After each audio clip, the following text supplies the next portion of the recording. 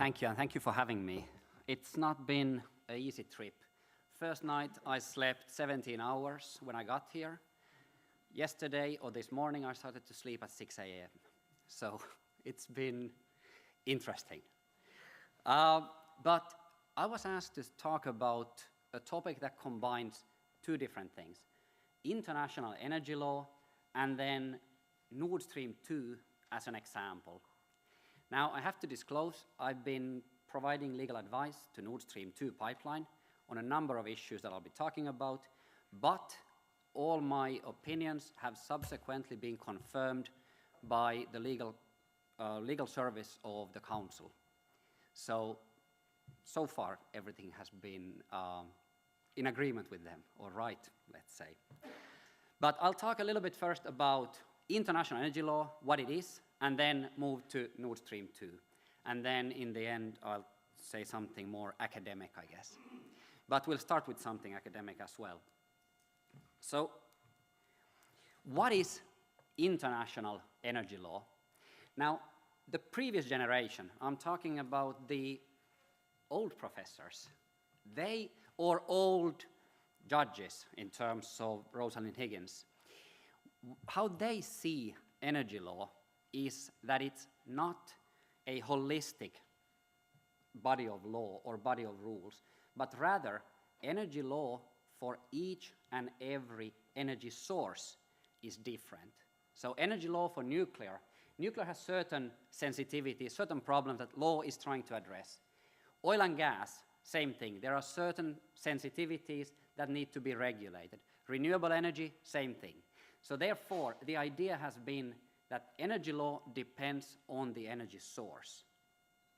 This was at least in the energy law circles, I think also international environmental law circles, quite famous quote from Rosalie Higgins's book. But also in terms of energy law, the similar, let's say, approach was taken by Adrian Bradbrook from Adelaide, who wrote his very well-known introduction to what is international energy law. Now, I don't disagree with that, but I kind of do. We have now, as, let's say, youngish energy law academics, created a group that has started to look at what is energy law in an academic way. What is special about energy law? How does it distinguish itself from environmental law? Is it really so that it's separate for each and every topic or each and every energy source? And the work has just started. We published our first paper in 2017. Then we have a bigger group of people publishing in 2018. And the quotation is there, the Treatise for Energy Law. And it's an open access publication, so you can download it if you're interested. And our take is slightly different. We agree that there are differences, but at a fundamental level, there are also common principles or common objectives. Sovereignty is typically associated with energy. That's regardless of what we are talking about. That's, of course, very present when you look at oil and gas producing countries that make their money out of oil and gas. But it's also present in the European Union, with the national energy rights being carved out in Article 194 of the Treaty on the Function of the European Union. So similarly, energy security, that's always a consideration, regardless if we're talking about nuclear or renewables or whatever. So to us, yes, there are differences, but there are these common underlying principles that could then guide decision-making and other things like that, but we'll develop that in the future. A conceptually different approach is provided by a distinction that I often hear Norwegians do or making, which is a distinction between resources law and policy and energy law and policy. And in this distinction, resources law refers to upstream sector. And the idea is that extraction of oil and gas has certain objectives: exercising sovereignty, revenue maximization, demand security, all these are very important. But if you take out oil and gas and put diamonds instead, or gold, it's not that different. So it's not energy specific in that sense. Of course, there are certain things, but it's a resource specific issue. Here, energy law and policy refers to downstream markets, where that energy product is then turned to electricity or consumed as it is, and then in the end consumed. Here, the considerations are very different. We are talking about security of supply instead of security of demand. We are talking about as low cost as possible and not as high cost as possible.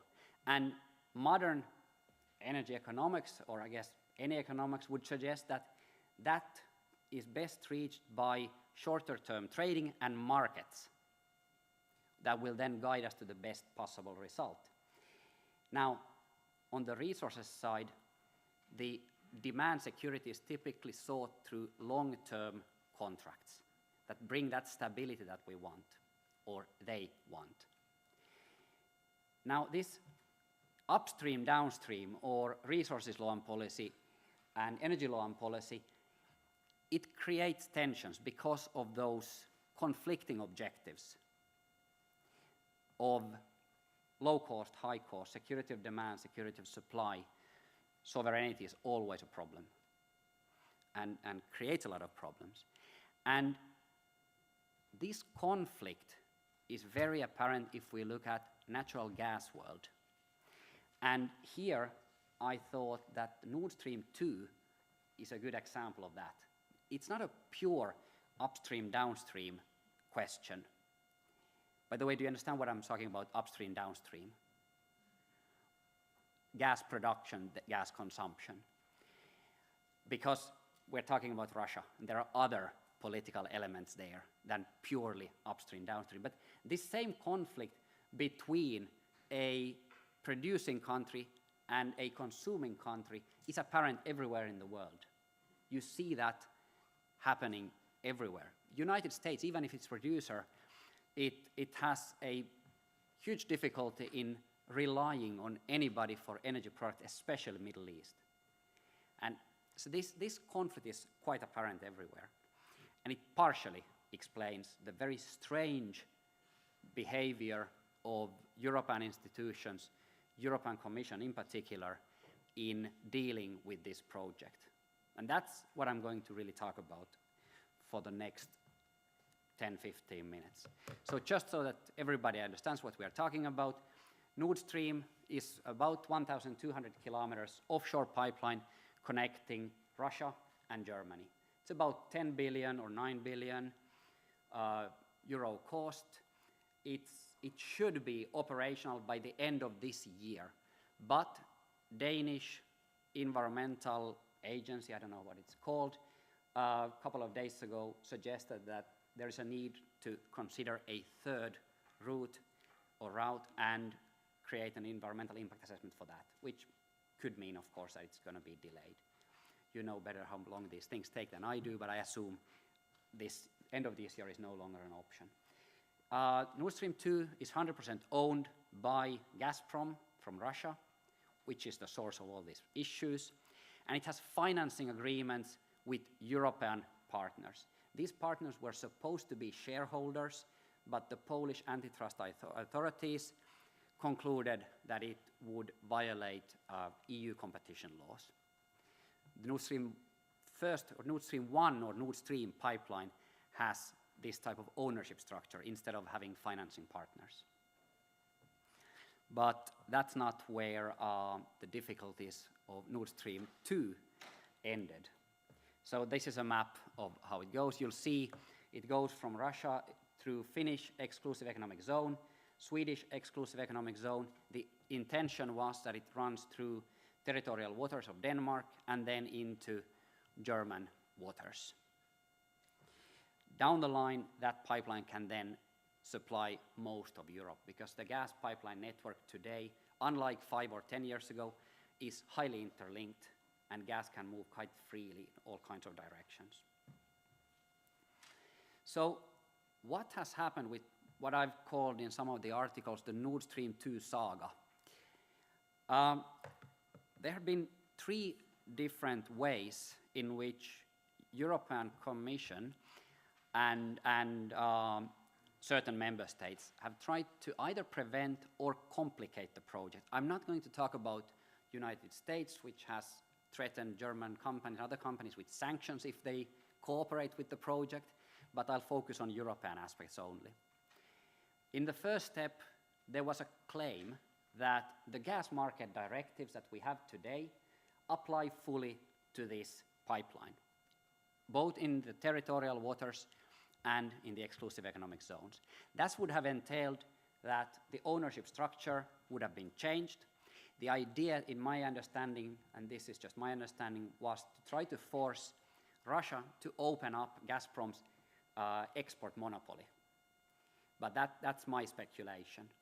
It also would mean that there would be some kind of third-party access regime, regulated tariffs, transparency, and so on and so forth throughout the pipeline. I'll show you in a second that proved to be wrong, and it was very clearly wrong. The next step was then that the European Commission said that there are certain problems, and we need to negotiate an intergovernmental agreement between EU and Russia that would be based on the principles of EU energy law. That proposal is still pending as far as I understand, but it didn't go that well in the end. Even if it's pending, it's currently dead. It might spring up again with the latest twist, which is to modify the directives so that they would apply to this pipeline, either fully or in part. All this was done ad hoc while the project was already running and the final investment decision has been made. So we changed the laws and we tried to do all kinds of funny things to prevent a project. Why is, of course, a question. I've spoken with a lot of, let's say, member state representatives from various member states, and there seems to be 2 reasons. First reason is the logical one, or to me at least, it's Russia, and it's Gazprom. So, of course, you have certain countries that, for political reasons, good or bad, don't like to be dependent or to have anything to do, really, with Russian gas. But then, what was interesting, the other reason that I keep hearing is to show Germany that they are not running the show in EU. To me, that was a surprise when I heard it the first time, but it's been repeated now a couple of times. So I don't know what it is, but maybe something with both of these things. But first to the claim that EU law is applicable, and I need to speed up, to this pipeline. EU law clearly is applicable, right? You need to do an environmental impact assessment. It's based on EU law, so EU law is applicable. But whether EU gas market directive is applicable is a different thing. And here you can approach this question when you analyze whether it's applicable or not from 3 different levels. You can look at the Law of the Sea Convention, which you know better than I do. Law of the Sea Convention doesn't allow the coastal states full sovereignty in exclusive economic zones. So operational details of the pipelines cannot be regulated in the Finnish and Swedish exclusive economic zones. And in Denmark we moved to territorial waters, but Danish law itself says that if there's a pipeline passing through the territorial waters which is not connected with its network, we don't apply the law. You can then look at European Union laws, the directives. It is clear that the directives were not meant to apply to these offshore pipelines that bring gas to EU. There's legislative history, practice. This has never been done to any single pipeline. So this is completely different treatment. And then you can look at the national laws. You looked at laws of Finland, Sweden, and Denmark, and none of these say that the law is applicable. So very clearly it's not. So the next step was then to have this IGA, Intergovernmental Agreement. The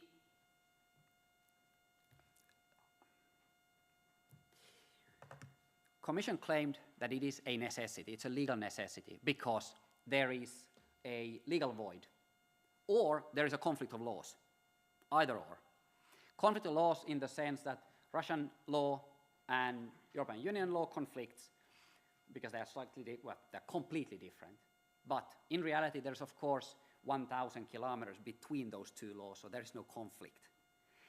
The other thing is that there would be a legal void. There is no legal void because national laws apply, EU law applies, and international law applies. It just doesn't mean that the operational details can be regulated. And then so the Council Legal Service essentially said then that we don't need this. It's a political option if we want to have.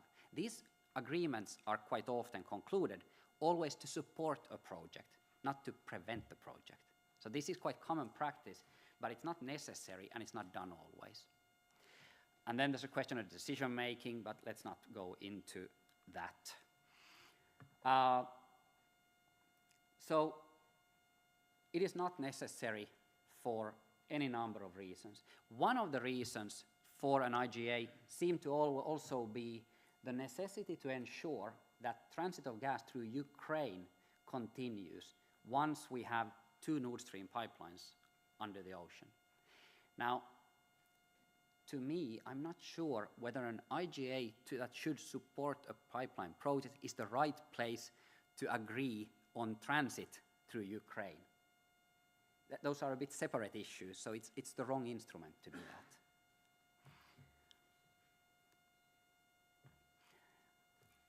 Here, the question about competence was basically, Commission is saying, or was saying, that it is an exclusive EU competence, therefore there is no need for unanimity, and the idea was that this IGA could affect or alter the scopes of common rules.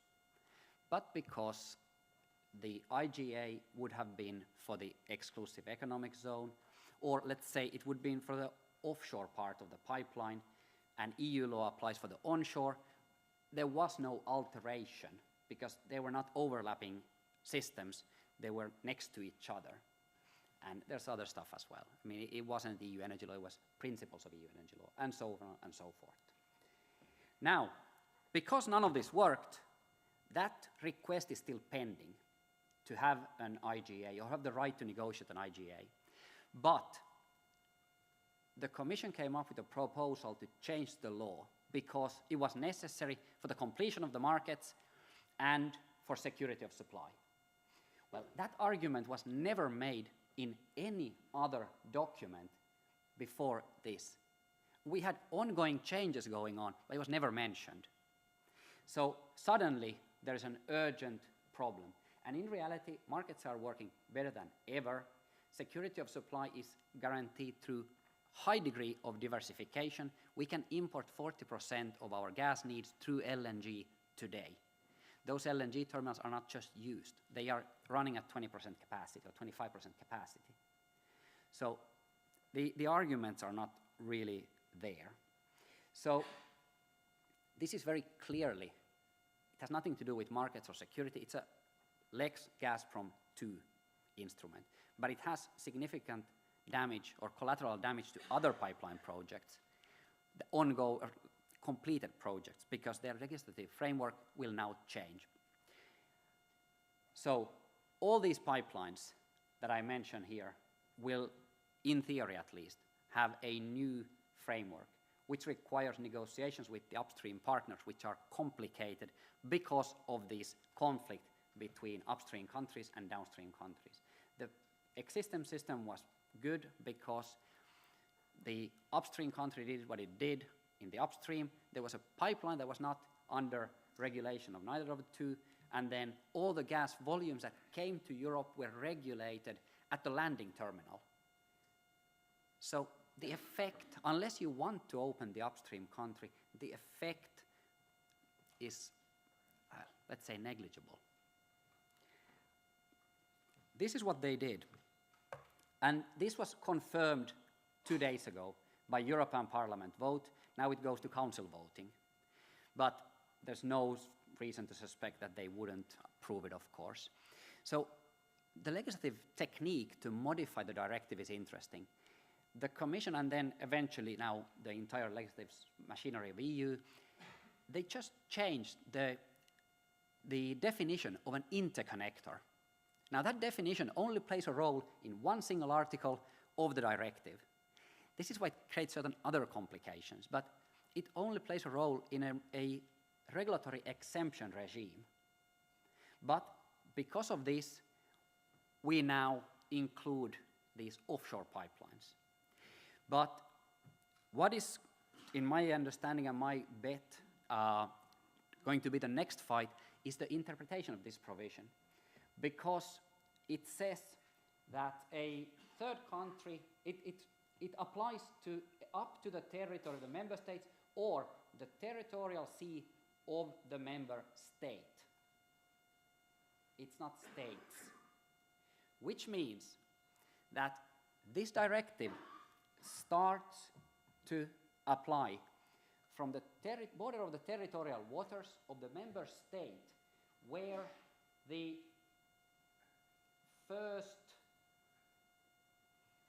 interconnection point with the member state's network is located. Do you understand?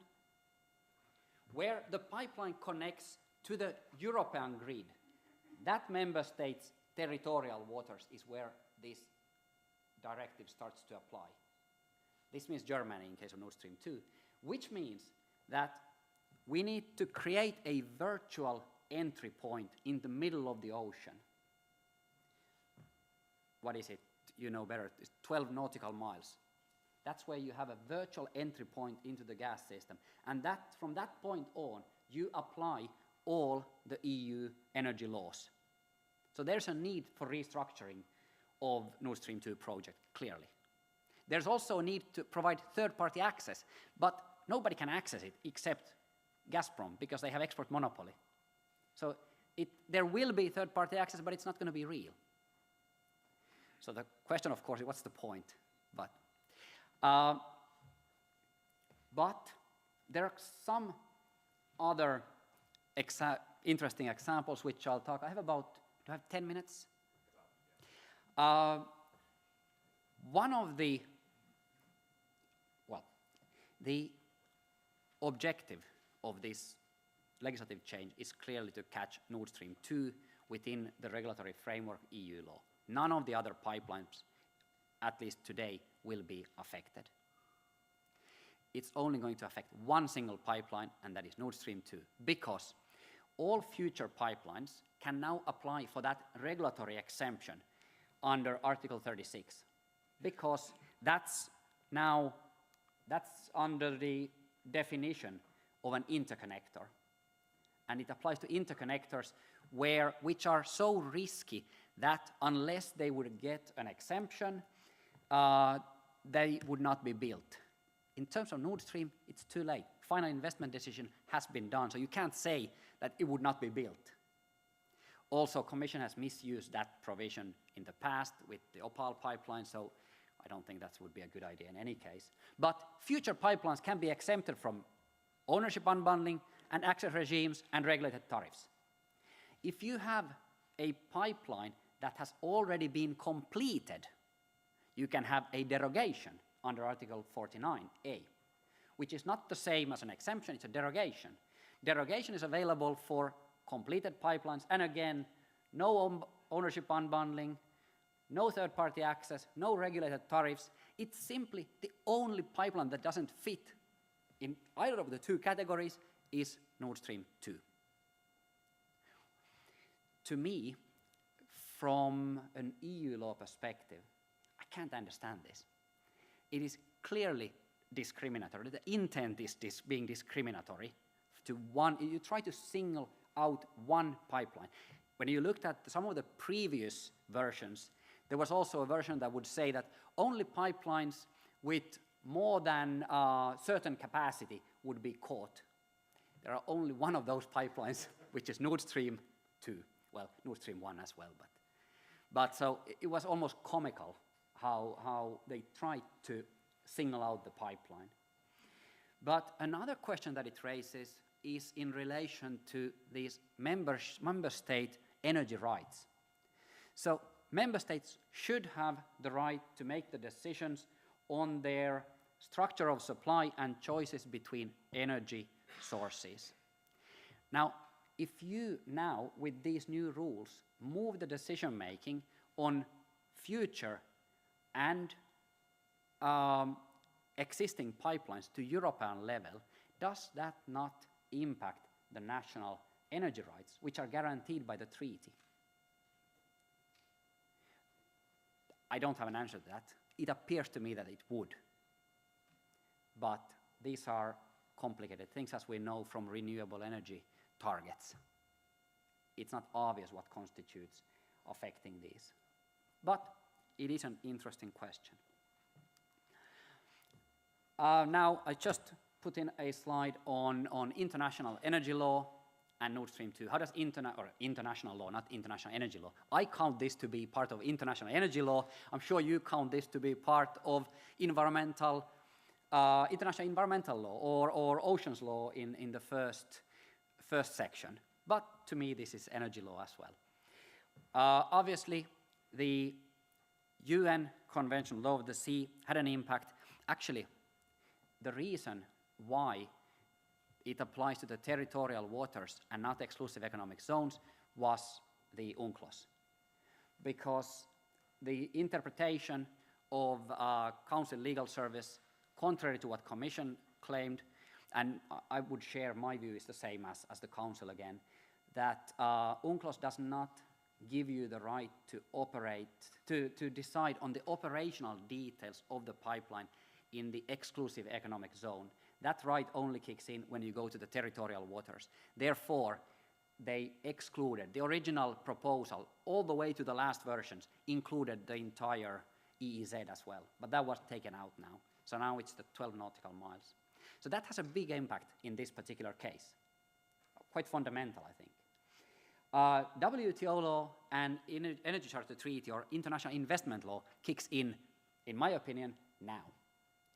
Once that directive has been passed, there is a legitimate question of WTO compliance. In the decision on Russia-EU, certain measures relating to energy sector, that the panel report came out in August last year, essentially saying that measures that might be internal, but that reduce the possibility of Russian gas to flow into Europe can be seen as discriminatory. There are certain things that in the report which I think are wrong, but I'm sure all of us, the long report, all of us can find those things. But that seems to be the basic message. It's now up to appeal, whether it can be appealed.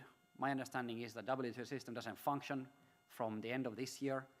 But if it can be sorted out, we'll have the result of the appeal. But at the moment, that's how it looks. Energy Charter Treaty, fair and equitable treatment standard. The treatment of this project has hardly been fair or equitable. So some of the elements of fair and equitable treatment include predictability and stability of the legal system. Here, we change the laws on the go. Once the project is already running, that just sounds strange to me. Also, the question of discrimination might pop up. And then my academic section. Now, this relates to that upstream, downstream energy resources.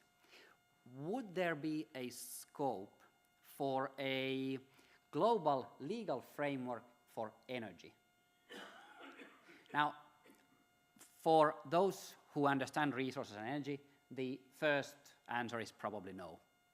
It's very difficult to have Saudi Arabia and some of the other big producers agree with Finland and Sweden. Norway might agree, I don't know. But we do have examples of this type of development. The question is whether this wave of sort of nationalism that we see around the world at the moment, be it Trump or be it Venezuela or some other countries, whether that is too strong at the moment. But Paris Agreement is an example where everybody agreed on certain measures. Of course, this instrument respected the sovereignty of the states, but it's nevertheless a huge multilateral treaty that managed to get signatures. We have another project which is not as successful, but getting there, which is the International Energy Charter, which is basically, Energy Charter Treaty has launched a new, more political document, and it now moves around getting signatures and ratifications to this more politically oriented document. It doesn't have hard law as such, it has aspirations, objectives, but they are getting the signatures from countries all over the world. So I know this is a bit academic, but I think it's not completely out of question that we might have some sort of agreement on a global level about resources. I'm talking about energy resources, of course, specifically. But in order for that to work, a couple of things need to be very clear. It needs to respect sovereignty of countries. It also needs to strike a balance between climate and environmental questions and economic development. If those two things are not included, I don't think this is possible. Thank you very much.